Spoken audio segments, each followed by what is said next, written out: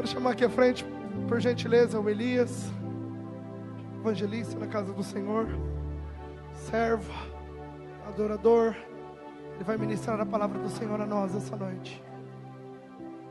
Não se perca em conversas. Eu falei se ele queria a gravata também, porque... tá aí, né, Vlad? Tá aqui, é porque ele sempre tá de jeans e tênis e tranquilão. Aí eu passei ali no fundo ministrando louvor, eu falei, eu tiro agora, se você quiser. Deus te abençoe. Olha, é difícil usar essa aqui, viu? Mas é esquisito usar essa aqui, viu? Acostumado, não. Não é muito minha cara mesmo, não. Mas amém. Legal. Legal variar de vez em quando. Um dia, quem sabe, a gente pregue de bermuda. Por favor, não se escandalize. De bermuda, camiseta de skate. Mas Deus sabe. Mas o importante é que a gente pode estar na casa de Deus e aprender um pouco mais. Não importa se de terno, gravata, camiseta, calça jeans, tênis, de tanga no meio da selva, de boné, não importa. Importa que a gente pode adorar a Deus e que Ele nos ama, cuida de nós e nos permite estar perto dEle. Amém? Eu gostaria de muito, eu ia ficar a semana inteira pensando em uma coisa, em pregar uma coisa, em falar a respeito do eis-me aqui, né? Mas ontem e hoje, e eu tive a confirmação no começo do culto com eu te amo, ó Deus. Né? De falar sobre algo muito sério e que infelizmente eu vejo muito na minha vida, na minha história. É sabido pela medicina, pela psicologia, psiquiatria, o quanto a mente humana, nosso cérebro, nosso cabeção, é responsável por tantas coisas em nosso corpo. A nossa mente aflige a nossa alma e, consequentemente, o nosso corpo.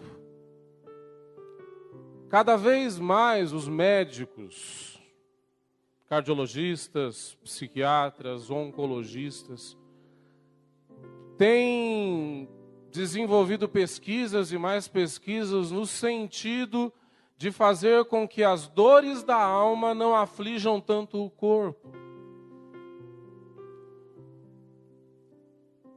Porque é mais do que sabido, e os irmãos podem pesquisar à vontade, o quanto as dores da alma, da mente, do coração, fazem com que se desenvolvam no nosso corpo doenças e mais doenças. Câncer, uma das mais sérias, está aí. Há indivíduos que desenvolvem um simples câncer, de rim, e vai lá, faz uma quimioterapiazinha, 1, 2 sessões, o cara já está curado. E há indivíduos que têm um câncer de rim mais simples ainda, faz 10, 15, 20, 30, 40 e nada. Por quê? Porque aquilo não vem de uma questão simplesmente fisiológica, orgânica, mas vem de algo enraizado na sua mente, na sua alma, que faz aquilo. E os médicos constatam isso. Cada dia mais os cardiologistas têm se agregado aos psiquiatras, porque pessoas e mais pessoas morrem do coração, têm infartos, porque a mente está tão conturbada, tão atribulada, tão sofrida, que a bomba não aguenta, o coração não aguenta. Cada dia mais pessoas e pessoas lotam os setores psiquiátricos dos hospitais, dos consultórios de psicologia, e tem que ir mesmo, não estou questionando isso, tem que ir mesmo, quando necessário. Quando eu tive um infarto, eu fui para o psiquiatra, porque o psiquiatra falou, você está pirando o cabeção. Porque a mente está doente, o coração está doente, a alma está doente. E o principal agravante disso é algo que eu quero conversar com os irmãos hoje. Por favor, abramos a Bíblia em Hebreus, capítulo 12,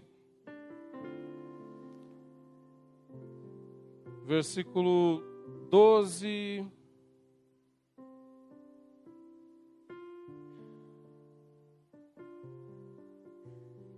até o 17, vai.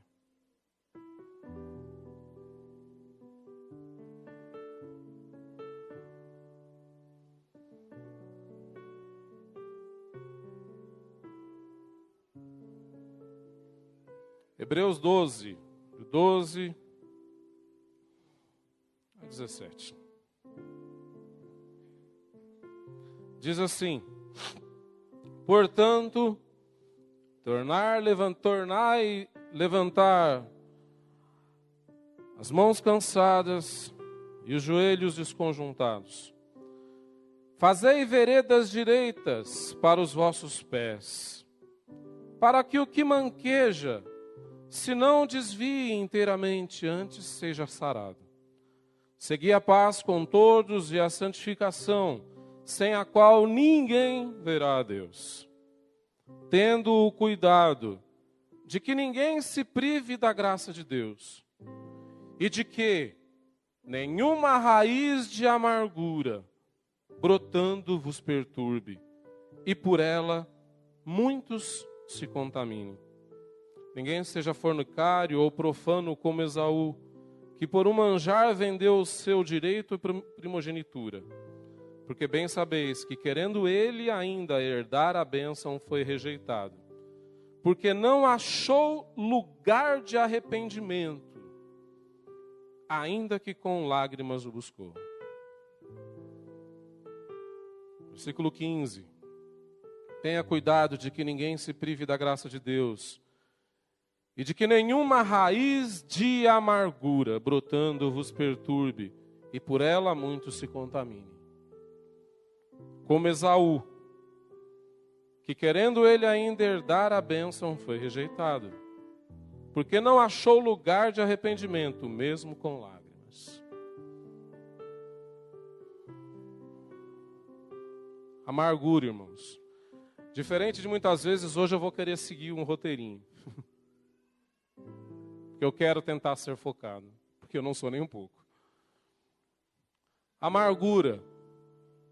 Amargor, desgosto, angústia, tristeza, aflição, dor moral, amargura. Tudo isso que eu falei aqui em relação à saúde física, a medicina, a psicologia, a psiquiatria, tudo mais, tem para lá de constatado que um dos principais motivos é a amargura. Amargura, dor de alma, dor moral, amargor, rancor, aflição, raiva. E muitos de nós se perdem no caminho por conta disso. Eu quero refletir com os irmãos numa história muito conhecida de todos nós e quero usar ela como uma referência para que a gente possa crescer e se alimentar. Gênesis 37. A gente vai pular vários versículos, então eu gostaria que os irmãos em casa lessem e refletissem sobre a história de José, a partir do capítulo 36 até o 45 do livro de Gênesis. José, filho de Jacó, filho de Israel. Vamos lá, versículo 4, capítulo 37 de Gênesis. Vendo seus irmãos que o seu pai o amava mais do que todos os seus irmãos, aborreceram-no e não podiam falar com ele pacificamente. Por que eu peguei essa história?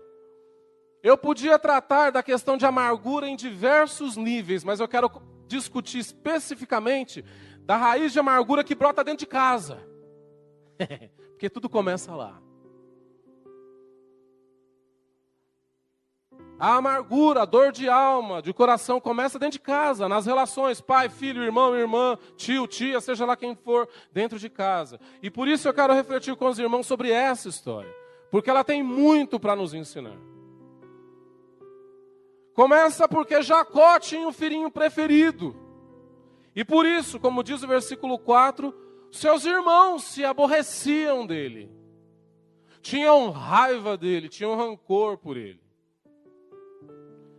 No versículo 18 diz assim: e viram-no de longe, e ainda que se chegassem a eles, conspiraram contra ele para o matar. Irmãos, filhos do mesmo pai, que tinham as mesmas heranças e as mesmas promessas dadas por Deus, vão matar esse cara. Tamanho o rancor que nutriam por aquele menino. Ele era o caçula da turma. Queriam matá-lo. Estou com tanta raiva do meu irmão, quero matá-lo. Estou com tanta raiva do meu pai. E dói tanto que eu quero esganá-lo. Não o suporto. Minha mãe, então, o que dirá? Meu marido. Essa minha mulher, está de matar. Versículo 22. A gente vai fixar em alguns personagens dessa história. E também lhes disse Rúben. Rúben era o mais velho, primogênito de Jacó. Não derrameis sangue, lançai-o nessa cova que está no deserto. Não lanceis mão nele, para livrá-lo de suas mãos, para torná-lo a seu pai. Engraçado que Rúben tenta salvá-lo, não matem ele. Ah, mas pode jogar na cova. Preste atenção nesses personagens, por favor. O irmão mais velho, não mata não. Mas pode lançar na cova. Aí o que Rubens faz? Vendo todo aquele ódio, vendo toda aquela cena se montando, vendo todo aquele contexto, se os irmãos lerem, por favor, leiam. Estudem esse texto, essa história, como tantas outras que nos ensinam tanto. Ele sai fora. Ó, Ney, não bate na Michele não, tá? Mas eu vou logo ali. Virei as costas.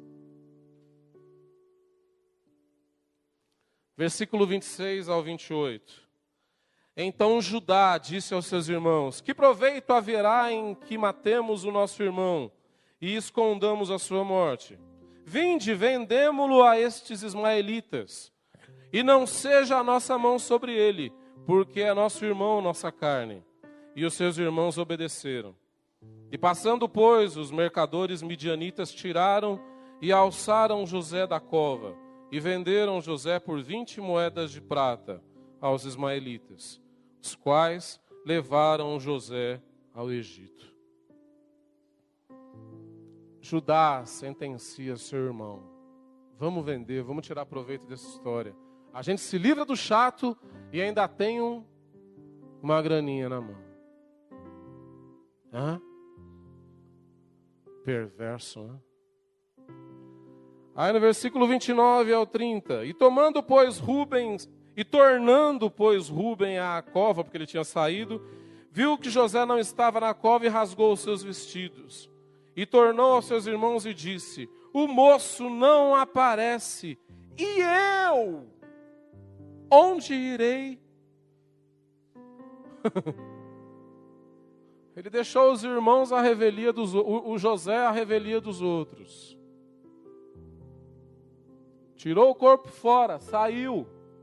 Quando voltou, não estava mais lá. E em quem que ele pensa? Hã? E eu? Como é que eu fico agora? Diante do pai, eu sou mais velho, primogênito. Uma cena difícil, né, irmãos? E Como é que essa história se desenrola? E a gente vai refletir sobre esses três personagens: Rúben, Judá e José. Não dá para ficar explanando demais, por isso vocês vão ter que ler em casa, tá? Então não vai dar tempo. Lição de casa. Rúben também tinha raiva de José. Isso era muito claro, porque todos tinham. Ele também tinha raiva de José. Só que ele era o mais velho e o mais responsável, então ele tinha aquele peso sobre ele. O peso de ser o mais velho, né? É minha responsa, tal. Como é que eu vou fazer? Só que ele foi omisso e negligente com o irmão mais novo.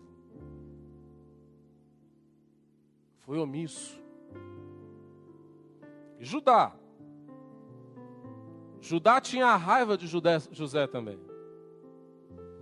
E era maquiavélico, cara. Não, vamos vender, vamos tirar uma graninha nessa. E José, ele era bonzinho? Hã? Não era não. Porque ele chegava perto dos irmãos dele e falava assim: eu sou preferido do papai.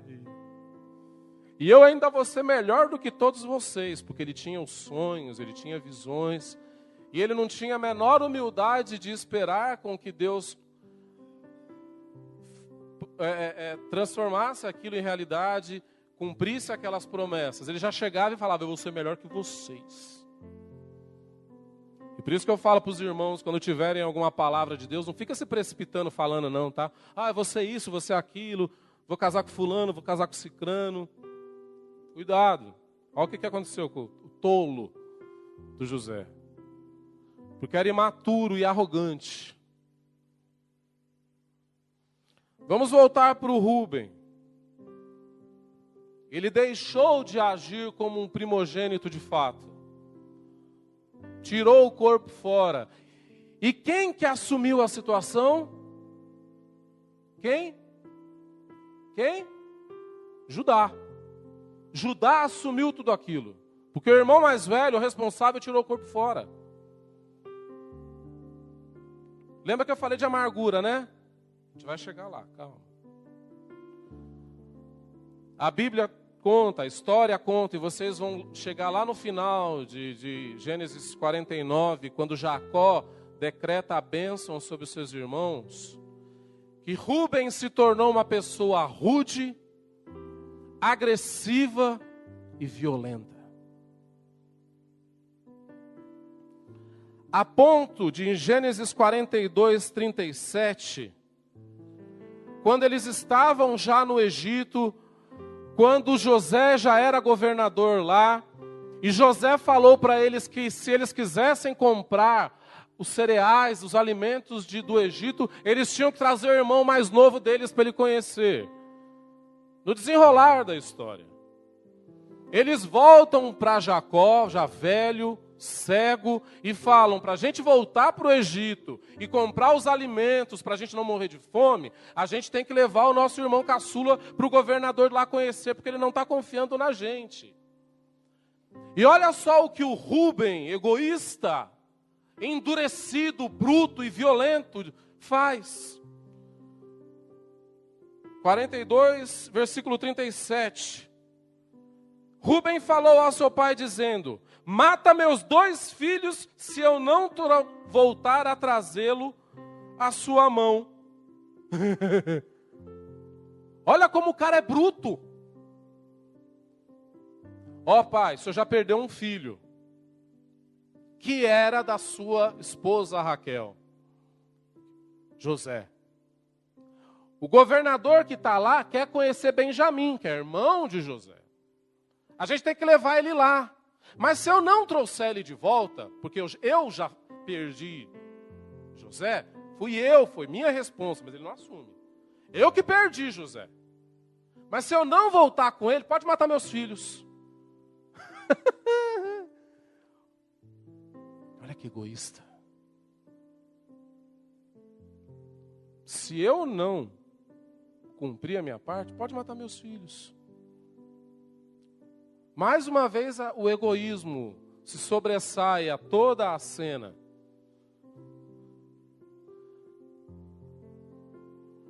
E o triste, se vocês pesquisarem na Bíblia, vocês vão ver que Rúben foi esquecido na história. A Bíblia não relata quase nada a respeito de Rúben. Dele não surgiu nenhum juiz, nenhum profeta, nenhum rei, nada. E a Bíblia ainda conta que a sua tribo foi totalmente possuída pelos moabitas. Ele deixou de existir, porque ele trazia dentro dele tamanha amargura por conta da sua irresponsabilidade, por conta do seu egoísmo. Ele deixou de existir na história. E tão bruto que permitia, não pode matar meus filhos, se eu pisar na bola com você, Ana, pode matar meus filhos, não me importa mais nada. Tamanha a dureza e a amargura do coração deste homem. Mas quem foi o perverso da história? Judá. Judá assumiu aquilo tudo. Não, já que o mais velho não segura, eu encaro. Vamos vender. E vendeu. E voltou para sua casa. E formou Judá a sua família. Só que viveu ele também a mesma tragédia do seu pai, porque ele perdeu também filhos. Seu filho mais velho morreu. E depois ele viveu uma outra tragédia familiar, quando possuiu inadvertidamente a sua própria nora. Está lá em Gênesis 38.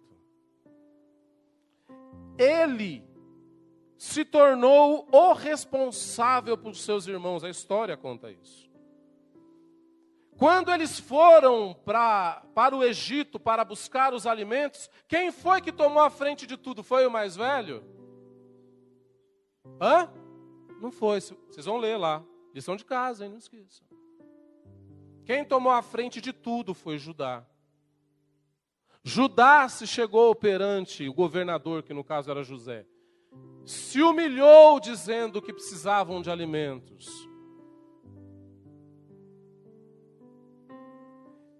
Ele entrou na frente dos irmãos para proteger os irmãos da raiva que José representava.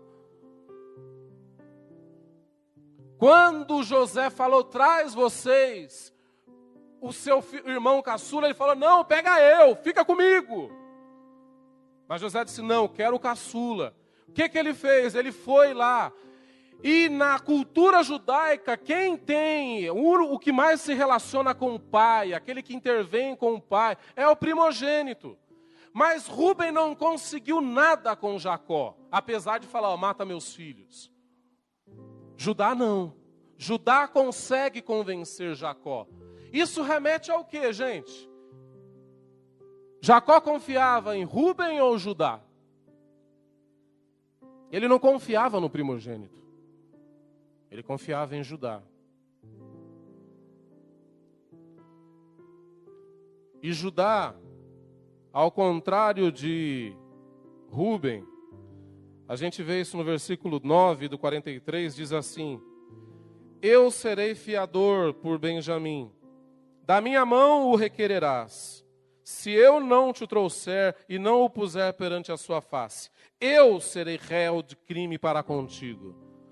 Diferente de Rúben, né? Rúben, mata meus filhos. Judá não, eu assumo. Se eu não trouxer o meu irmão, pode me matar.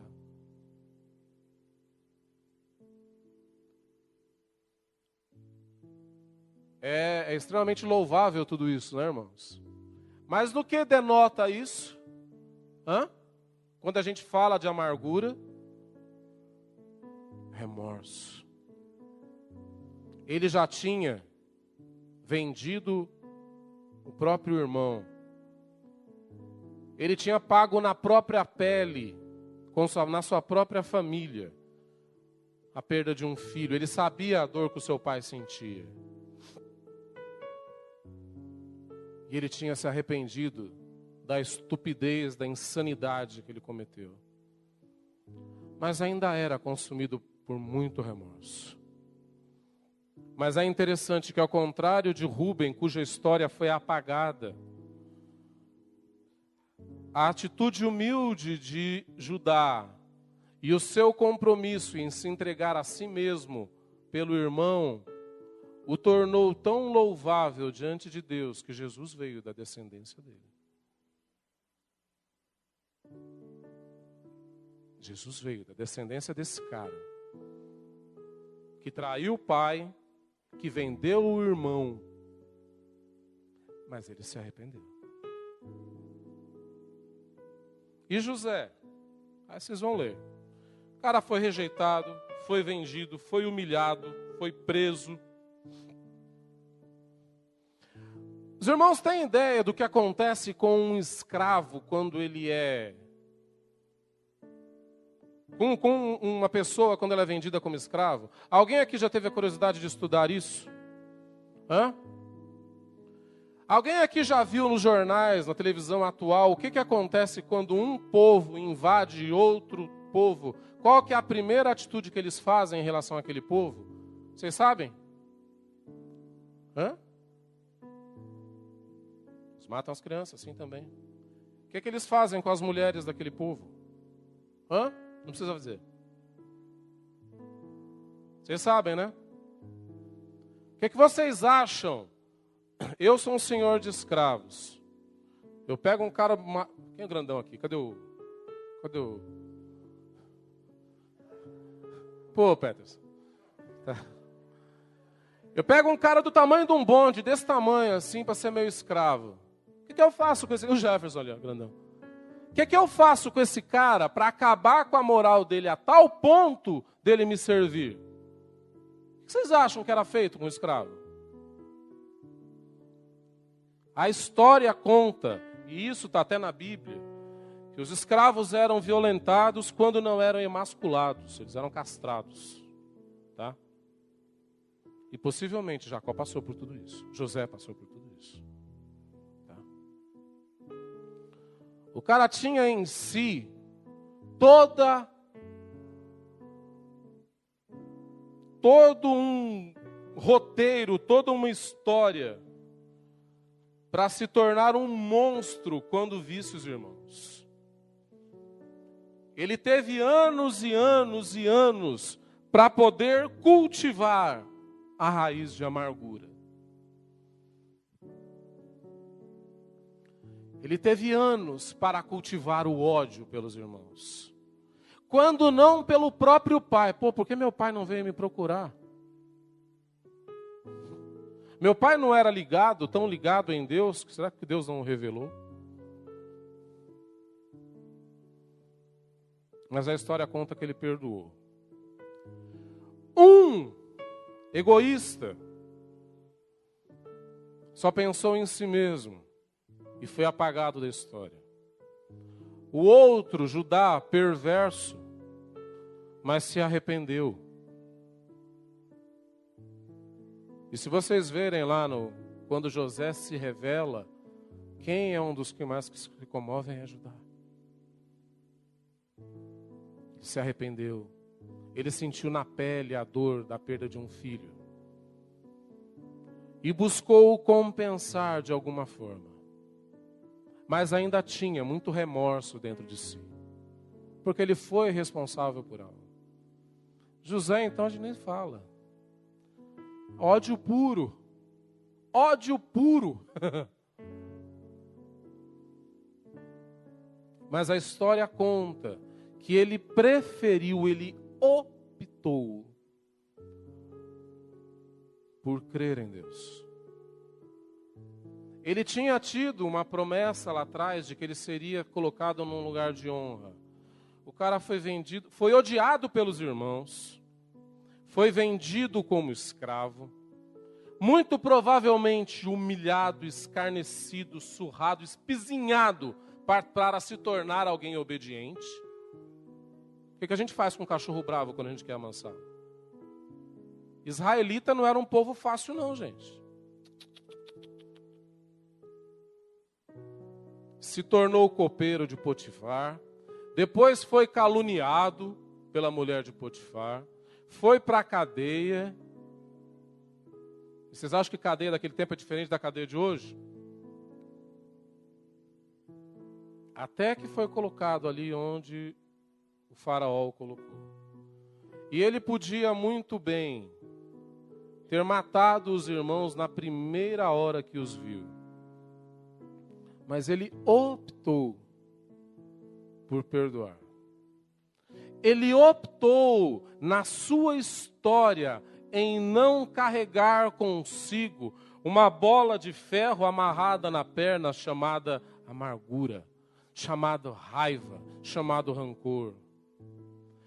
E hoje, como eu disse no começo, nós temos homens e mulheres cujo coração é impregnado de raiva, de rancor, de remorso, de culpa, e não trata. O marido com a mulher com o marido, o pai com o filho com o pai, o irmão com o irmão, o amigo com a amiga, o irmão com o pastor com o irmão, e vai, por aí vai. E carrega-se na alma a raiva, a angústia, a dor. E isso vai crescendo, cresce, vai consumindo. E é uma das primeiras desculpas. Estou fora da igreja. Não quero mais ver meus irmãos. Não quero mais ir na casa da minha mãe. Não quero mais ir na casa do meu pai. Não quero mais nem ver. Se consome em raiva pela vida inteira. Porque aquilo que criou raiz não é tratado. E se não é tratado, não sara. E o texto na Bíblia fala de raiz. Não fala de toco, de amargura. Fala de raiz. E se eu tenho algo que tem raiz e é ruim, é venenoso, o que eu faço? Eu podo por cima para crescer de novo?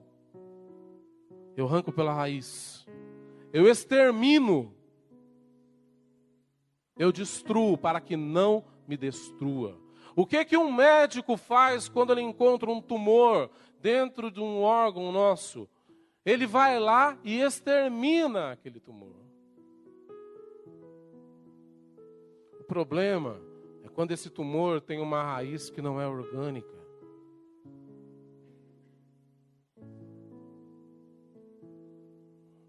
O problema é quando esse tumor tem uma raiz que é pessoal. E a pior raiz que a gente pode ter, gente, é aquela que é amarrada no nosso ego. Eu não quero me livrar do ódio.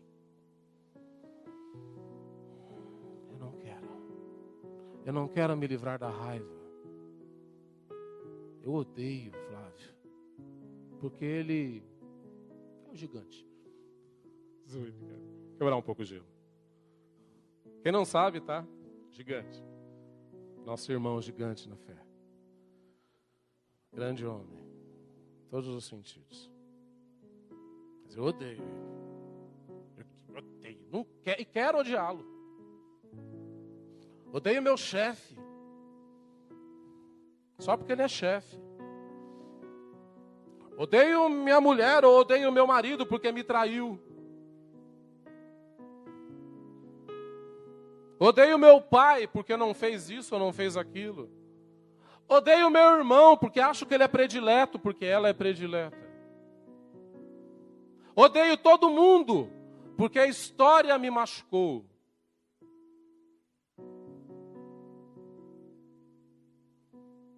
A Bíblia diz que Jesus veio para mudar nossa história. A Bíblia diz que ele veio para transformar aquilo que era velho em novo. A Bíblia diz que, Jesus diz que o perdão liberta.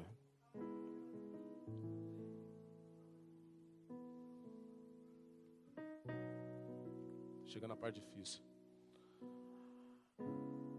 Aí você vira para mim e fala assim, você não sabe o que eu passei. Você sabe o que eu passei, irmão? Eu vou te contar a minha história. A parte que muita gente não sabe. Aliás, a maioria. Eu tinha 8 anos de idade quando eu sofri sofri um sequestro. 8 anos de idade. Eu fui fazer uma coisa para minha mãe. 2 caras me pegaram. Eu fui espancado, violentado e abusado com um pedaço de madeira. Tá bom para você? Aquilo destruiu minha alma. Menino de 8 anos. Quem tem filho de 8 anos aqui pensa. Para completar, meus pais já tinham perdido um filho. Meus irmãos, minha irmã, quando me achou 8 horas da noite, não sabia o que fazer. Então aquilo ficou guardado. Meus pais até hoje não sabem. Eu não fui cuidado como deveria ter sido. E um menino de 8 anos aprendeu a conhecer o que é ódio. E quando o conhecimento, o entendimento veio na cabeça, piorou mais ainda. Aí agora alguns entendem porque eu falo que quase matei, que quase... E quase matei mesmo.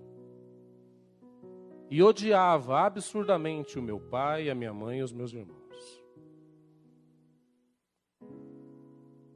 E odiava a Deus, porque eu falava isso.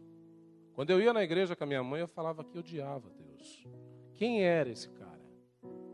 Onde ele estava?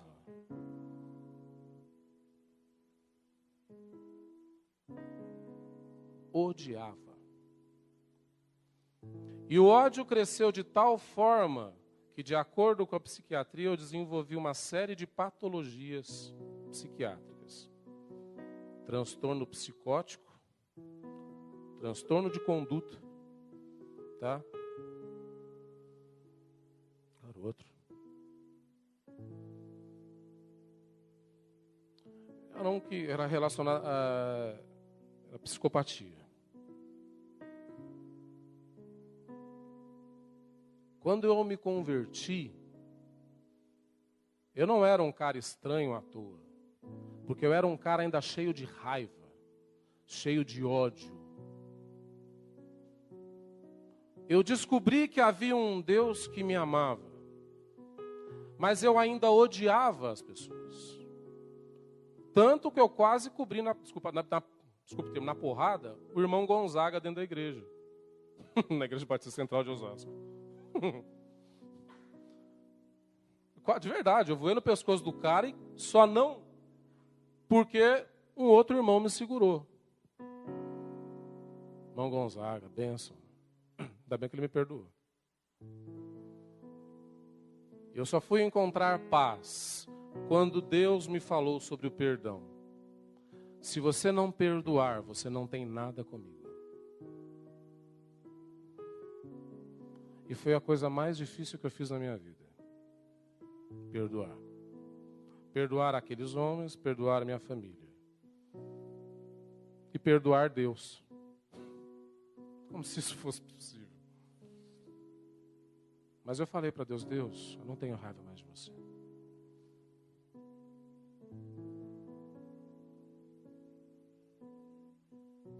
E precisei me tratar. Fui tratar. Lourdes, que era psicóloga, Ailton, grandes irmãos que me trataram. E o engraçado, por que eu quis falar de José? Engraçado que José depois foi o responsável pela salvação dos irmãos dele. Deus me colocou durante 20 e poucos anos para cuidar de crianças que viveram o que eu vivi. Vocês pensam que é fácil todo dia ter sua ferida aberta? Não é não. Vocês têm ideia de quantas vezes eu quis matar alguém no que eu fazia? Vocês não fazem ideia do quanto. Mas se eu não optasse, isso que eu quero que os irmãos entendam, se eu não assumisse uma posição de escolha, de não alimentar a raiva, o doente se tornaria eu. o amargurado seria eu. O perdido seria eu. Se José não tivesse optado naquilo, o nome dele teria sido riscado da história como foi o de Rúben. E somente Judá ficaria na história. Mas Judá optou por mudar de conduta, a ponto de se colocar no lugar do irmão perante o pai. José optou por não alimentar durante anos e anos e anos a raiva dentro de si mesmo. Aí eu pergunto para você, irmão, por que você fica alimentando uma coisa que te destrói?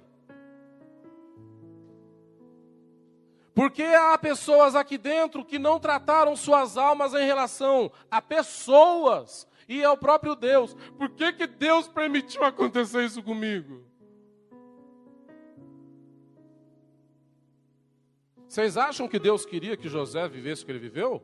Claro que não. Deus não é sádico. Mas os homens são livres, e aqueles homens livres fizeram o que fizeram com o irmão. Você é livre para odiar se quiser. Mas Jesus pode torná-lo livre para viver em paz com o perdão. Jesus pode te tornar livre para viver em paz com o seu pai, com a sua mãe, com o seu irmão, com o seu chefe, com aquela pessoa que te traiu, com aquela pessoa que te magoou de fato, com aquela pessoa que não faz nada ou não fez nada por você e você gratuitamente o odeia. É, porque tem isso. Eu não sei porque eu me odeio, Simone. Então, porque você está aqui, Simone, perdão. Você sabe que eu gosto de você. E aí?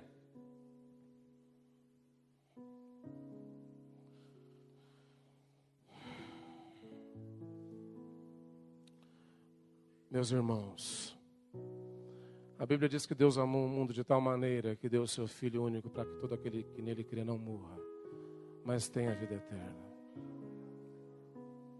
A Bíblia diz ali, quando a gente leu em Hebreus, falou de Esaú, que mesmo com choro, não se arrependeu em ter trocado sua primogenitura.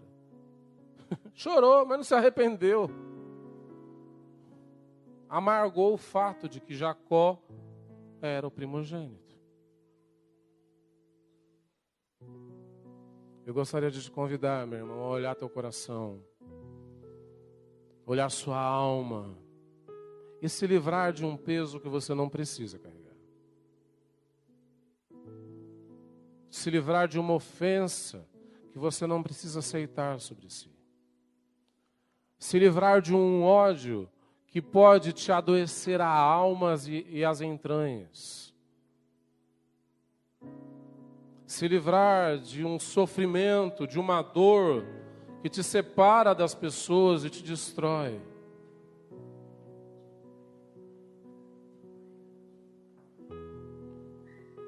Jesus diz: vinde a mim todos os que estão cansados e sobrecarregados, e eu aliviarei.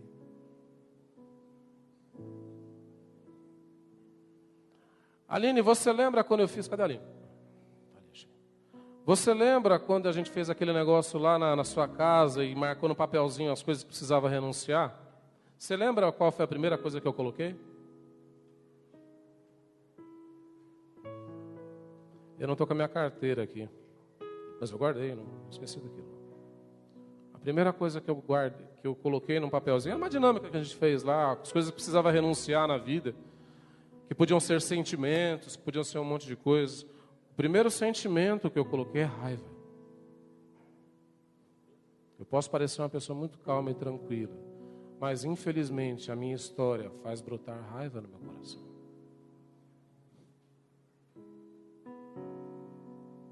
Só que se eu não optar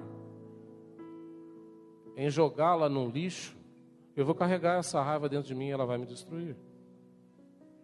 Qual que é a sua opção, meu irmão? O que você quer? Você quer ser feliz, mesmo com uma história trágica e sofrida? Ou você quer manter a sua história e ficar carregando essa cruz nas costas? Você pode se libertar, meu querido. Na minha história eu tive a felicidade de ver histórias mais loucas do que a minha, mais trágicas do que a minha. E ver homens e mulheres que se tornaram seres humanos maravilhosos, grandes, transformados pelo poder do Espírito Santo. Ricardinho, cicatriz, um moleque que foi jogado no lixo, que viveu na rua durante anos, que se tornou um dos bandidos mais perigosos da Zona Leste, que quando aceitou Jesus, ele ficou tão bonito que o rosto dele se transformou. Só que a sua história era tão trágica que pouco depois que ele se converteu, ele descobriu que era soro positivo, de tanto consumo de cocaína injetável. Vocês pensam que o rosto dele mudou? Seu rosto continuou transmitindo paz, porque ele optou. Eu lembro de uma história do Ricardinho. A gente estava lá no GEAME preparando para um congresso. O Ricardinho chegou dando risada. Aí o pessoal, o que foi e tal? Ele foi assaltado. E a gente, pô, o que tem de engraçado nisso? Ele falou assim, não, é que agora pela primeira vez, agora eu entendo o que as pessoas sentiam quando eu roubava elas. Ele riu, mas sentiu peso. Porque ele era bandidão, ele pegava pesado, ele não era fraco, não. E mesmo quando descobriu que era soro positivo, ele não jogou a culpa em Deus. Pô, agora me converti, me livra dessa. Não. Ele assumiu a sua história, ele assumiu as suas coisas, como Judá. Ele não viveu carregando remorso nas costas, não viveu carregando culpa. Ele encontrou paz. O Ney falou aqui de paz esses dias. O que você, meu irmão e minha irmã, quer? Eu quero te dizer que Jesus é a paz. E você pode abrir o seu coração diante dele e pedir para que ele mude o seu coração e a sua história, para que você não se torne alguém doente. Doente física e mentalmente, e principalmente espiritualmente. A tua alma está doendo, está sofrendo, está com raiva, está com ódio. Você pode se livrar disso se quiser. É opção. E é uma opção que se assume, não é diante do Ney, da Ana, da Michelle ou de mim. Você não precisa chegar para mim e falar, estou com raiva da Elza. Não é isso. É diante de Cristo, é diante da cruz, é diante daquele que carrega sobre si todas as nossas dores. Vocês acham que eu não chegava diante de Jesus e falava, caramba, por que eu tenho que passar por isso com uma criança de 5 anos, com uma criança de 4 anos, por que eu? Vai.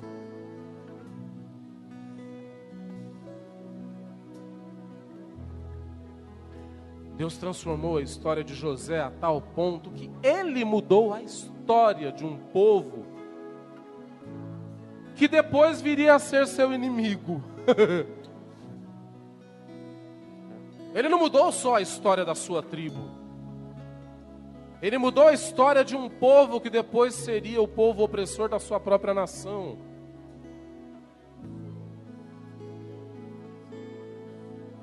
Judá se arrependeu do que fez, porque fez uma grande burrada, uma grande insanidade contra o próprio irmão, se humilhou a ponto de dizer, não, eu assumo o lugar do outro, se for preciso, porque eu errei. Então se você errou também, não é só se alguém errou com você, se você errou também e carrega a culpa dentro do teu coração, culpa por ter magoado tua mulher, teu filho, tua esposa, teu marido, seja lá o que for, você não precisa carregar esse peso na tua história a vida inteira, meu irmão. Você não precisa ficar carregando um fardo que te consumirá a alma. Isso não quer dizer que você vai ter que chegar num confessionário, ou você vai ter que chegar perante a pessoa e falar assim, olha, não é isso. É se livrar de um fardo.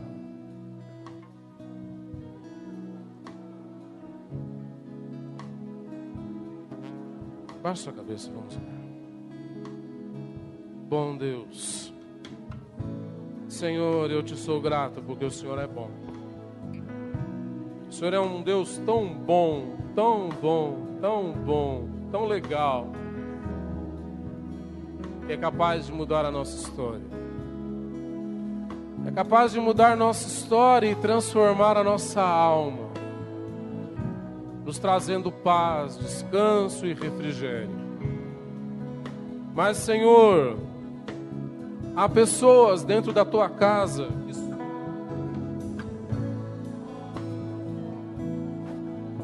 carregando um peso que não precisam.